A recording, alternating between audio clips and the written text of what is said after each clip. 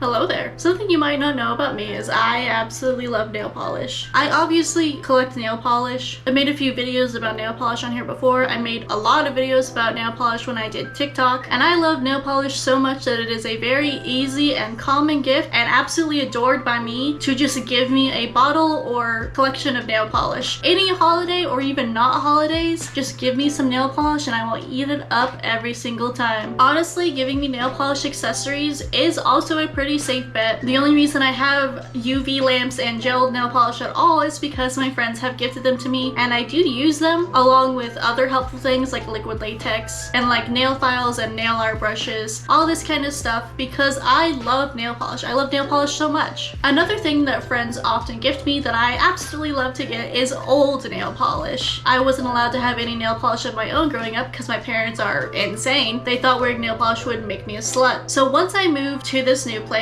one of the things my friend gave me as I was leaving was a big bag of old nail polish that she didn't use anymore. And I did of course add it to my collection, but because it's so old, a lot of it is actually really difficult to use. So I decided that I would go ahead and restore some of this older nail polish. Because yes, I do use this nail polish. I have plenty of empty bottles like this that used to have nail polish in them. I go through a lot of nail polish, and I have some nail polish that I'm gonna restore today that come from my friend's old collection of nail polish that I'm gonna make better and make usable again. I've got 7 different bottles today that I'm gonna go ahead and restore to the best of my ability. This is some of my favorite content to watch, especially on TikTok, so I'm just gonna go ahead and do it myself, and I'm gonna bring you guys along for the ride. I have done this with some of her other bottles already, ones that I wanted to use as soon as I got them. I went ahead and restored, but not all of these I have. I've got 2 nude colors. I've got 3 more pink colors, but these are kind of like a very dark pink. This kind of dark blushy pink is one of her favorite colors of all time, so I'm not surprised at all to see a lot of it in this collection that she gave me. I have this black holographic glitter polish that looks so fun. It is mostly empty, but that could be because a lot of it is dried up. And then we have this white one, which you can see I already opened up because there's so much gunk around the edge of the lid. It was very stuck and I had to use pliers to get this open. You can see little teeth marks from where I tried to open it with my teeth. This one I think might be a lost cause. Look at that.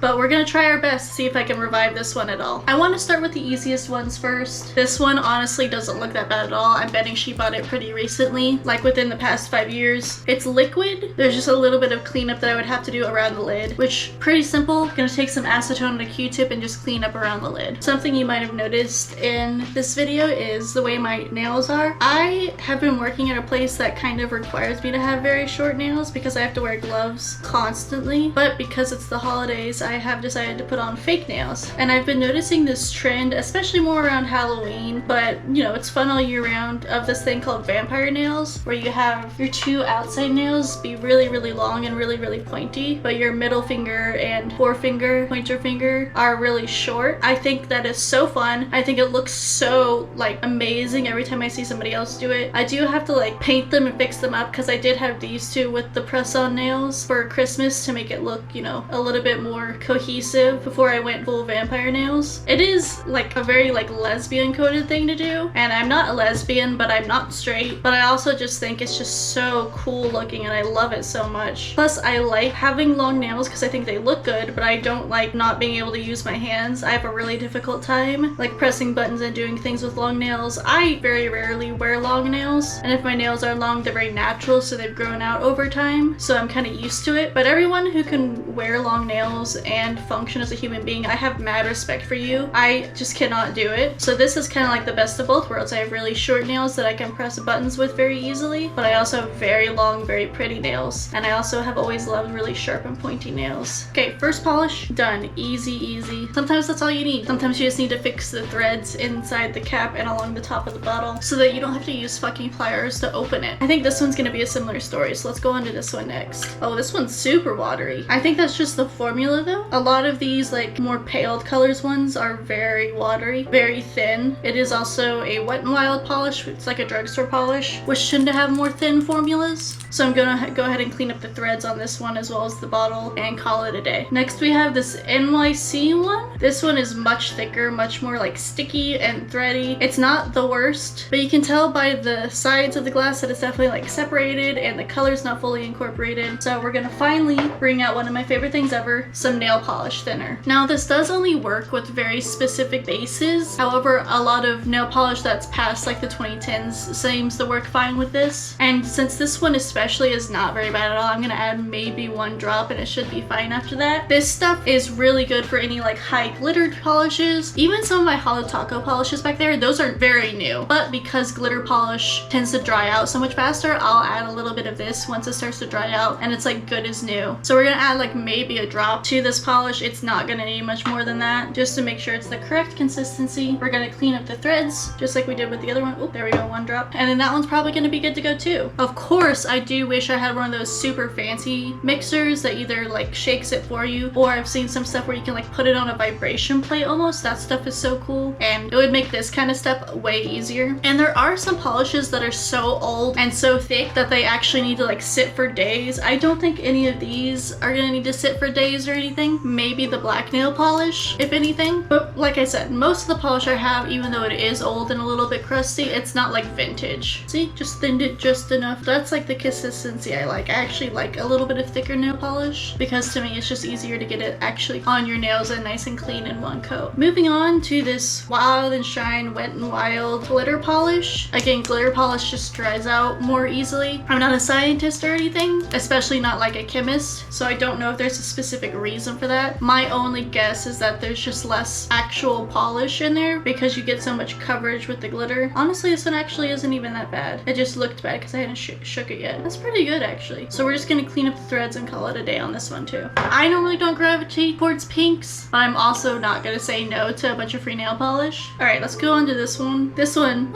very similar to that like blushy one. It maybe needs like 1 drop of thinner, not much. Beyond that, yeah, not much at all needed. Definitely need to clean up the threads though, because they're very, very caked in polish and will probably be hard to open in like a year or so. Okay, so the last 2 we have are the worst 2. This black polish, like when I do this, you can't even see any of the polish running to the other side. When I open it, there's like this thick, gunky polish there. So there is polish. It is at least alive, not completely hardened, but it is very, very goopy. So we're gonna go ahead and we're gonna start off with like a few drops of this polish thinner because I don't know how much polish is actually left in the bottle. I don't want to over thin any of the polish that's left, but I do want to give it as fair a chance as we can. Another reason why you want to use nail polish thinner specifically and not acetone or nail polish remover is because nail polish remover and acetone can start to eat into the actual glitters as well as just ruin the polish. So you do specifically want to have nail polish thinner rather than just any other thing. We're gonna let this one sit for a minute and start to loosen up all this stuff on the sides and move on to this white one. This one is by far the worst. It is pretty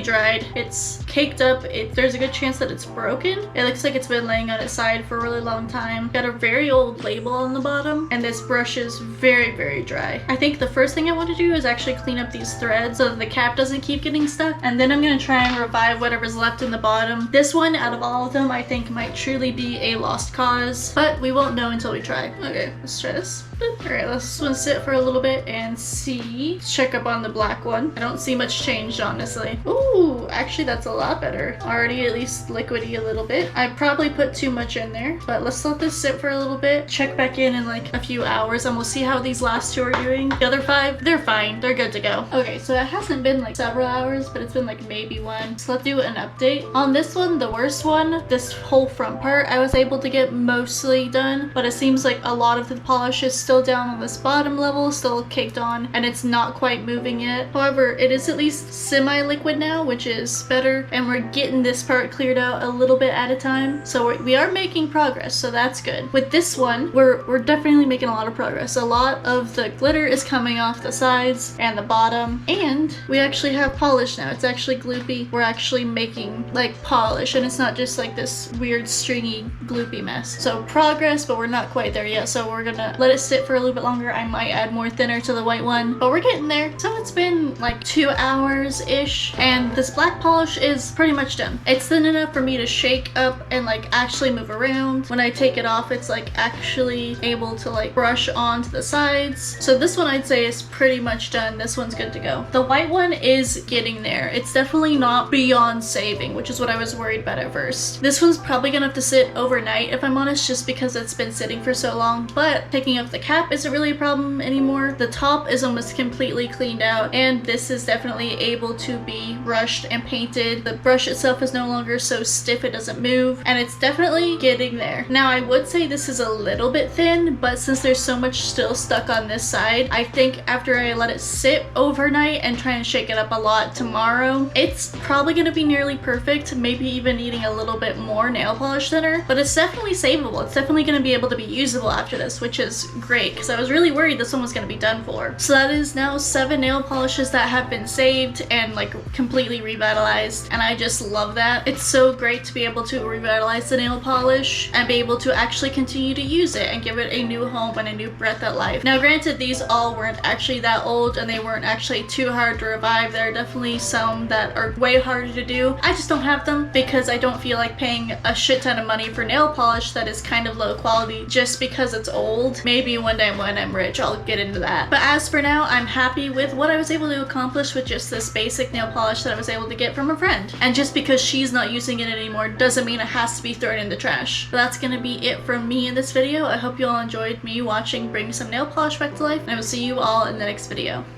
Bye.